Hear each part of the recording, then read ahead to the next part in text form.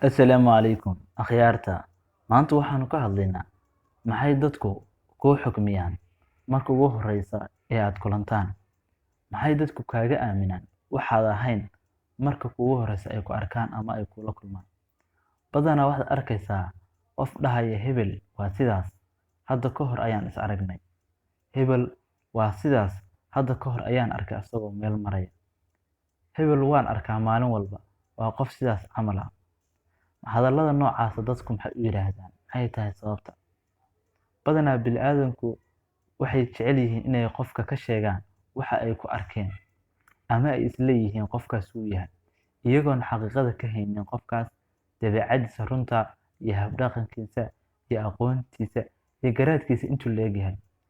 Badanaa dadku ma qiimeyn karaan waxa ku jira maskaxdaada, balse waxay sheegi karaan waxa ay ka arkaan kaliya uun.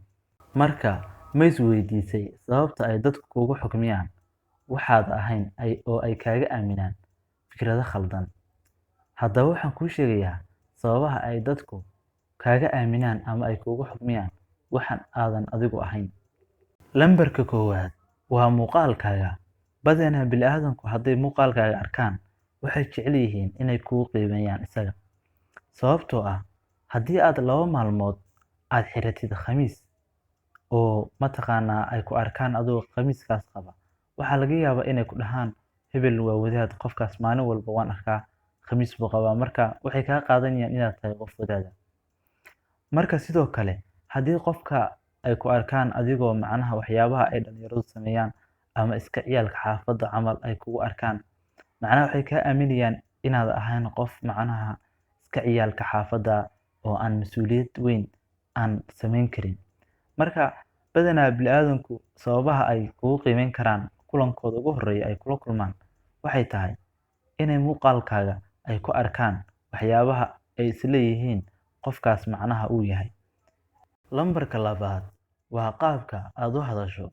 Sidoo kale bini'aadamku way ku qiimeeyaan hadalka. Haddii ay kugu soo qiimeeyeen muuqaalkaaga, sidoo kale hadalkaagana way kugu qiimeyn karaan. Waxaa laga yaabaa marka ugu horreysa ee aad qofka kulantaan inaad ula hadasho sidii qof wanaagsan oo kale ama qof mas'uul ah oo kale.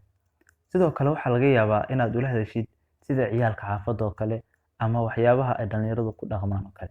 Lambarka saddexaad sidoo kale waxay kugu qiimeyn karaan dookhaaga, waxyaabaha aad dookhato, kalarada aad dookhato, iyo waxyaabaha aad markaas aad si kedis ah aad u qaadato ama aad u xiiseynayso.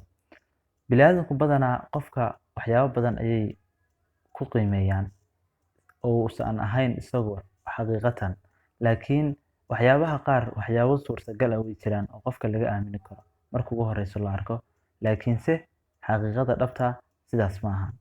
Waad ku mahadsan tahay daawashada muuqaalkan. Fadlan ha naga ilaawin inaad noo saarto subscribe. Mahadsanid.